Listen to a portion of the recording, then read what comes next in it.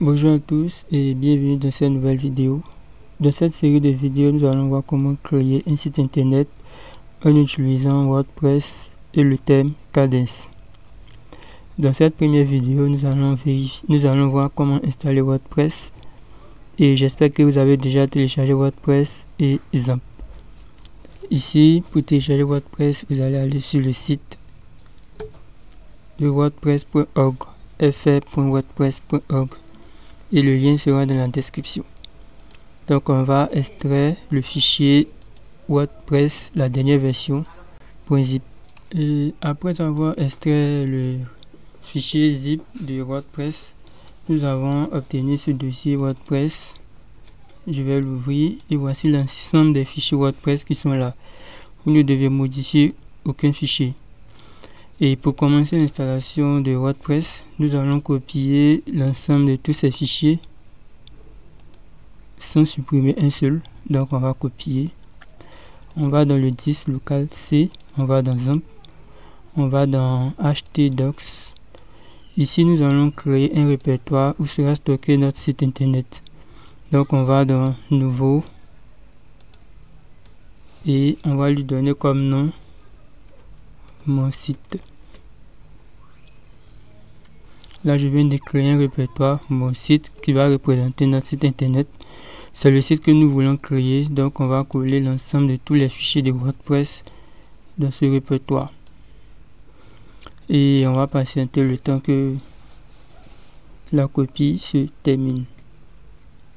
Ok, maintenant que nous venons de copier l'ensemble de tous les fichiers de WordPress dans le dossier mon site internet, nous allons commencer par démarrer le serveur XAMPP. Ensuite, on va démarrer le serveur Apache et on va démarrer le serveur MySQL.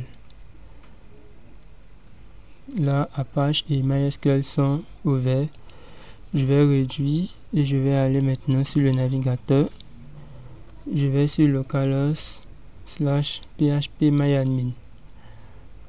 Et à partir de localhost/phpMyAdmin, nous allons avoir l'interface qui va nous permettre de créer une nouvelle base de données pour notre site internet.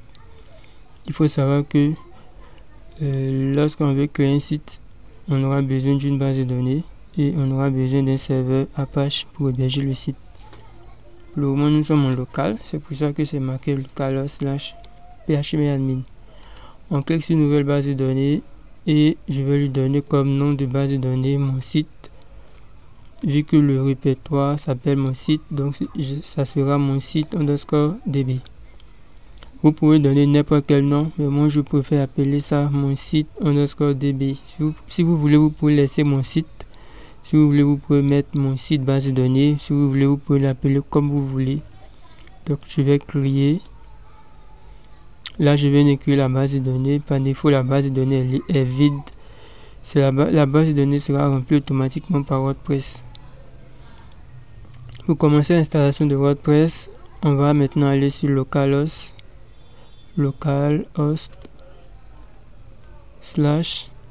et là je vais mettre le nom du répertoire où se trouve l'ensemble des fichiers de WordPress. Donc localhost/ mon site. Et je valide. Ensuite, nous allons cliquer sur le bouton c'est parti. Ici, on va renseigner le nom de la base de données, c'était mon site _db. Et ici, ça sera l'identifiant de la base de données. Si vous êtes sur Windows, ça sera root par défaut. Et le mot de passe, vous ne mettez rien. Et l'adresse de la base de données, on va laisser localhost. Le préfixe de table, vous pouvez changer en mettant WordPress, WordPress, ou vous pouvez laisser WP tout simplement. Moi je vais écrire WPS. Ensuite, une fois que vous avez renseigné correctement, vous allez cliquer sur le bouton envoyer pour terminer l'installation. Et là, on va lancer l'installation. Ici, on va renseigner les différentes informations qui concernent notre site internet. Et on a le titre.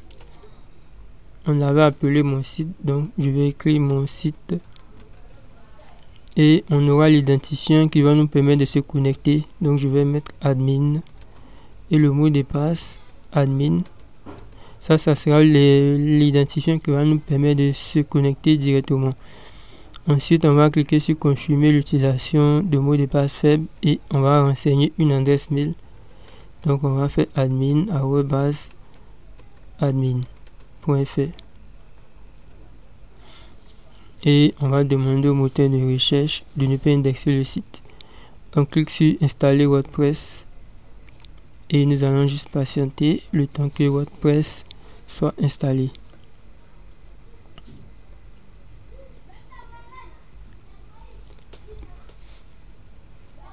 Et félicitations à vous, WordPress est maintenant installé. On va cliquer sur se connecter et on va se connecter pour la première fois. Donc là je vais me connecter avec mes identifiants admin. Par défaut, vu que c'est un site en local, j'ai préféré mettre un mot de passe faible. Donc je vais me connecter et là nous sommes dans le tableau de bord de WordPress. Dans la prochaine vidéo, nous allons vous expliquer toutes ces fonctionnalités du tableau de bord de WordPress. Nous allons nous déconnecter et nous allons afficher le site tel qu'il est. Par défaut, voici le site tel qu'il est. Et à chaque fois que nous allons vouloir nous connecter à notre site, nous allons aller dans local/mon site/ et nous allons rajouter wp-admin. Et lorsqu'on rajoute wp-admin, nous allons juste nous connecter ici. Donc on va mettre admin.